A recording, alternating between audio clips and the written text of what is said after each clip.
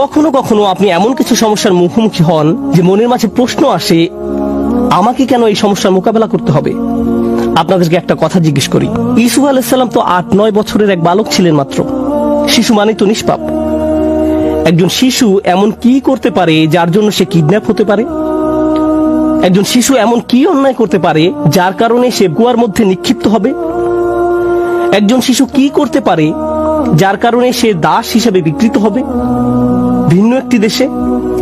আর তিনি প্রাপ্তবয়স্ক হওয়ার পর কি অন্যায় করেছেন যার কারণে তাকে কারাগারে নিক্ষিপ্ত হতে হবে মিথ্যা একটা অভিযোগে?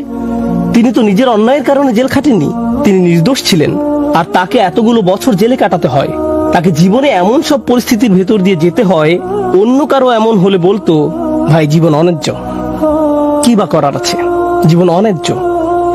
কিন্তু একজন বিশ্বাসীর ক্ষেত্রে কি হয়? সে শুধু বলে না যে জীবন অন্যায্য, সে বলে আল্লাহ অন্যায্য। নাউজুবিল্লাহ। আর আল্লাহ সূরা ইউসুফে বলছেন, আল্লাহু গালিবুন আলা আমরিহি, আল্লাহ তার সকল কাজে তত্ত্বাবধান করছিলেন। ইউসুফের জন্য যত সিদ্ধান্ত নেওয়া হয়েছিল আল্লাহ তার সবগুলোতে প্রভাব রেখেছিলেন। কিভাবে? কখনো কখনো আমি আপনি এমন কিছু সমস্যার মুখোমুখি হব, আল্লাহ জানেন ভালো কিছু সামনে আছে। কখনো কখনো ভালো যা কিছু আসছে তা আপনার নিজের জন্য, আবার কখনো বা অন্য কারোর জন্য, আবার কখনো বা অন্য কারোর জন্য। কখনো কখনো আপনি জীবিত থাকতেই এর উপকার পাবেন, আপনি জীবিত থাকতেই এর উপকার পাবেন। আর কখনো কখনো এই উপকার আসবে আপনি আল্লাহর কাছে ফিরে যাওয়ার পর। ইউসুফ আলাইহিস সালামের ক্ষেত্রে কি হয়েছিল? একজন পিতা তার সন্তান থেকে বিচ্ছিন্ন হয়ে পড়েন। কিন্তু চিন্তা করে দেখুন, তাকে যদি কিডন্যাপ করা না হতো তাহলে তিনি কুয়ায় নিক্ষিপ্ত হতেন না। তিনি যদি কুয়ায় না পড়তেন তাহলে কোনোদিন মিশরে গিয়ে পৌঁছাতেন না। আর মিশরে কোনোদিন না গেলে তিনি জেলে নিক্ষিপ্ত হতেন না। আর যদি জেলে না যেতেন তাহলে জেলের ওই দুই লোকের সাথে তার কোনোদিন সাক্ষাৎ হতো না যাদের স্বপ্নের তিনি ব্যাখ্যা দিয়েছিলেন। ওই দুই ব্যক্তির সাথে যদি তার কোনোদিন দেখা না হতো, তাদের একজন বেঁচে যায় এবং রাজার খেদমতে নিয়োজিত হয়। আর যখন রাজা একটি স্বপ্ন দেখলেন, ওই ব্যক্তি তাহলে কোনোদিন বলতেন না যে, হ্যাঁ আমি এক লোকের কথা জানি যে আপনার স্বপ্নের ব্যাখ্যায় সাহায্য করতে পারবে। স্বপ্নটা কি ছিল? দেশে 7 বছর হবে প্রাচুর্যের, আর পরবর্তী 7 বছর দেশে কোনো ফসল ফলবে না, কোনো উৎপাদন হবে না, মানুষ দুর্ভিক্ষে মারা যাবে। যদি ইউসুফ জেলে না যেতেন আলাইহিস সালাম এবং তাকে মুক্তি দেওয়া না হতো ওই স্বপ্নের ব্যাখ্যা করার জন্য সেই সময়, তাহলে দেশ অর্থনৈতিক, ফাইন্যান্সিয়াল এবং সামাজিক এক দুর্যোগে পতিত হতো।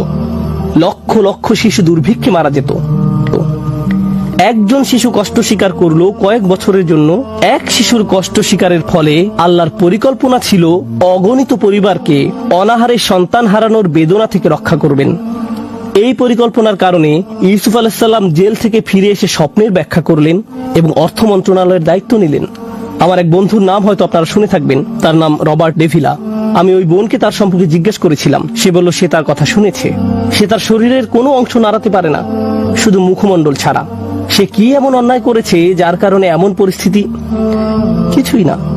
কিন্তু কত মানুষ ইসলাম গ্রহণ করেছে তার এই অক্ষমতার দরুন। কত শত মানুষ এই ঘটনার কথা শুনে আল্লাহর পথে ফিরে এসেছে। কত শত মানুষ আল্লাহর প্রতি অকৃতজ্ঞ ছিল, যদিও তারা মুসলিম ছিল কিন্তু নামে মাত্র মুসলিম ছিল, এবং সিদ্ধান্ত নিল যে আল্লাহর কাছে আত্মসমর্পণ করবে। কারণ ওই মানুষটি একটি বিছানায় শুয়ে আছে, তার কষ্ট, দুর্ভোগ লক্ষ লক্ষ মানুষের জন্য হেদায়েতের কারণে পরিণত হলো। বুঝতে পারছেন?